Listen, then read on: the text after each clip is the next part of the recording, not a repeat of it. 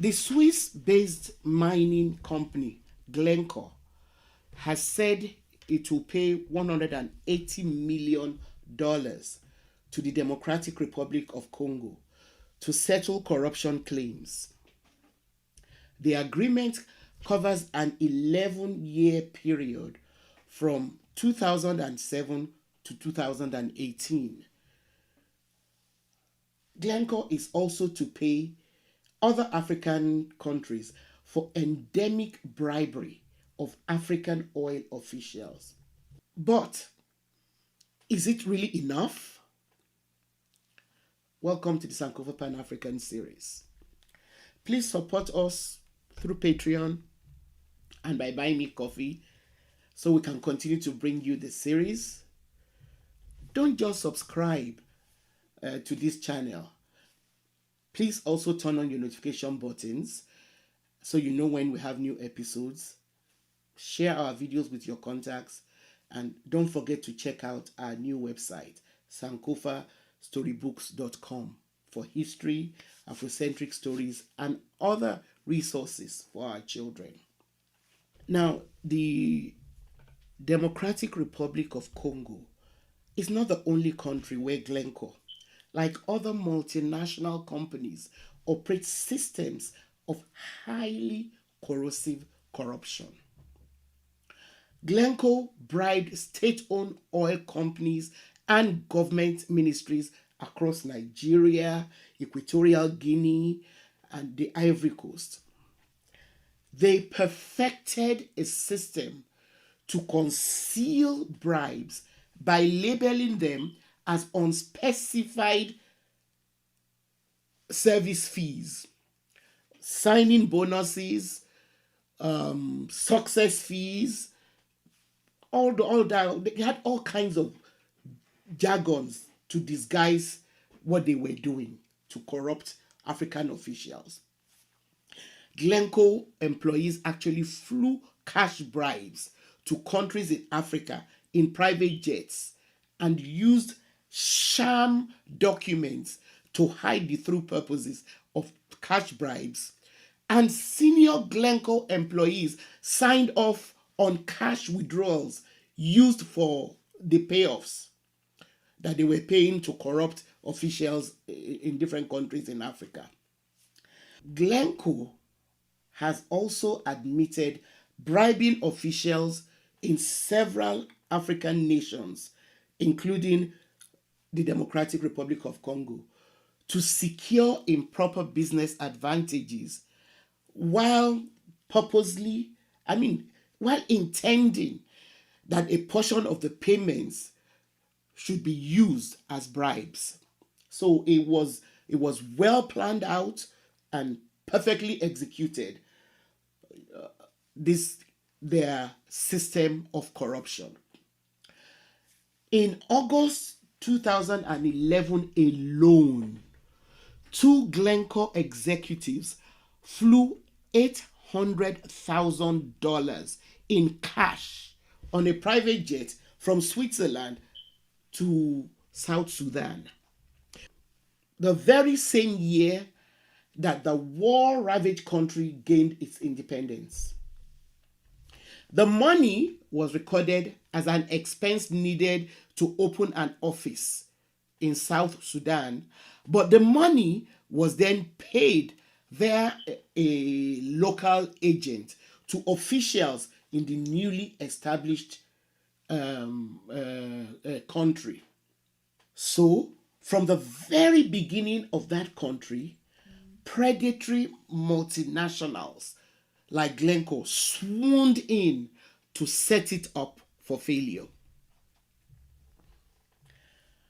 Bribery was so highly institutionalized within Glencore and accepted as part of its way of doing business in Africa that between 2012 and 2015, a Glencore trader and agent in Nigeria withdrew a total of $13.7 million in cash from Glencore's Swiss cash desk.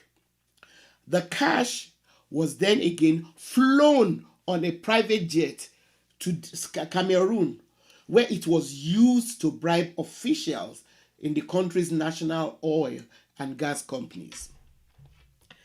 It is estimated that Glencore employees and its agents had given bribes of $27 million to unnamed officials in Nigeria, Cameroon, Ivory Coast, Equatorial Guinea, and South Sudan, causing those countries to lose about 128 million at the time of the offenses. So, can you now imagine what the accrued interest on those losses would have been? Now, the company claims that it is now committed to operating transparently with openness and integrity at the forefront and has taken significant action on improving its ethics and compliance.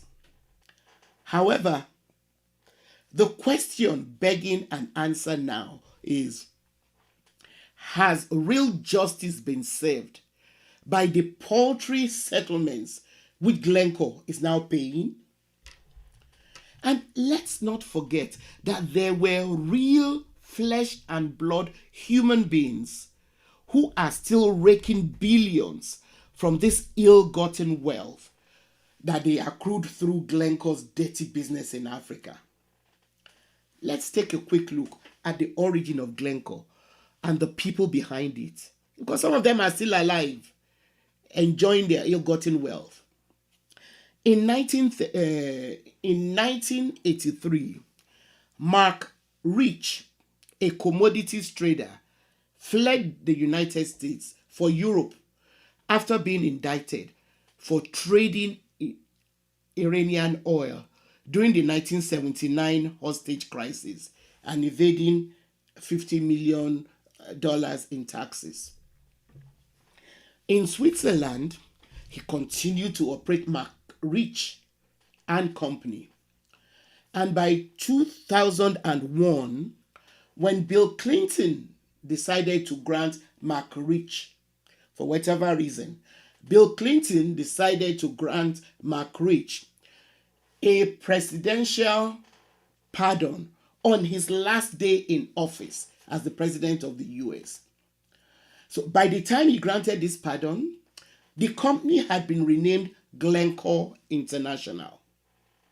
Mark Rich died a free man and a billionaire in 2013, having acquired stupendous wealth through the company's tentacles that had been spread across different African countries.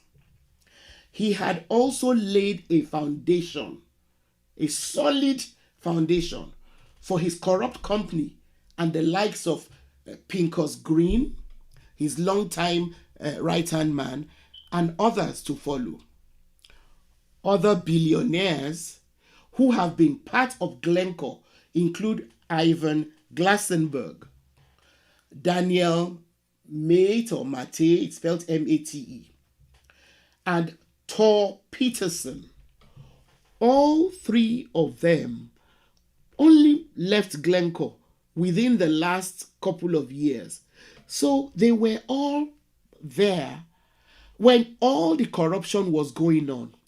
But neither they nor other billionaire executives of Glencore have been made to pay or even answer for Glencore's endemic corruption.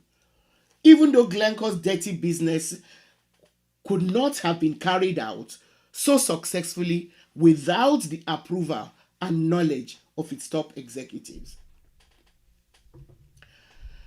This is in spite of the fact that Glencore has admitted that its traders bribe foreign officials to secure contracts and cargoes, and they also bribe bureaucrats to avoid audits, and they bribe judges to make lawsuits disappear. Yet they were all walking free.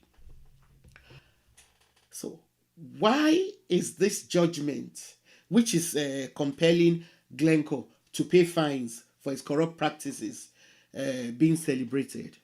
Well, They say it's a landmark one because it is the first conviction of a company on charges of authorizing bribery.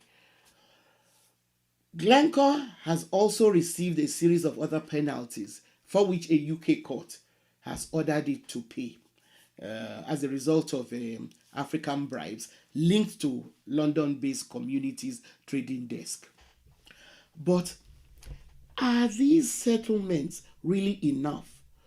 Or just a tap on the wrist of Glencore, which is still free to continue doing business in African countries in spite of the overwhelming evidence of bribery uncovered by various investigations into his activities in the DRC and other African countries between the 11-year period that I mentioned, 2007 to 2018.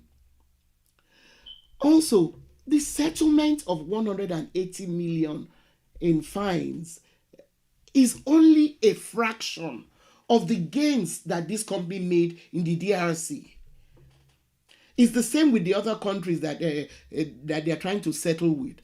It's a ripoff because the settlement with the Congolese government, for instance, is allowed to cover all present and future claims arising from any alleged acts of corruption by the Glencore Group between the 11-year period. Meanwhile, Glencore continues to do big business in African countries and owns several assets, including the Mutanda copper cobalt mine and a controlling stake in KCC, a large copper cobalt project. Glencore's estimated earnings before interest and tax in the first half of the year 2022 alone reached $3.7 billion. So compare this to the paltry settlements of 180 million being made to the DRC. It doesn't make sense. So how has justice been served for the impoverished masses of the DRC and other African countries whose resources are paying for the lavish lifestyles of the people who made and are allowed to continue enjoying this wealth in the economic north? Thanks for watching. Please support us through Patreon and by buying me coffee. Subscribe and turn on your notification buttons. Share our videos.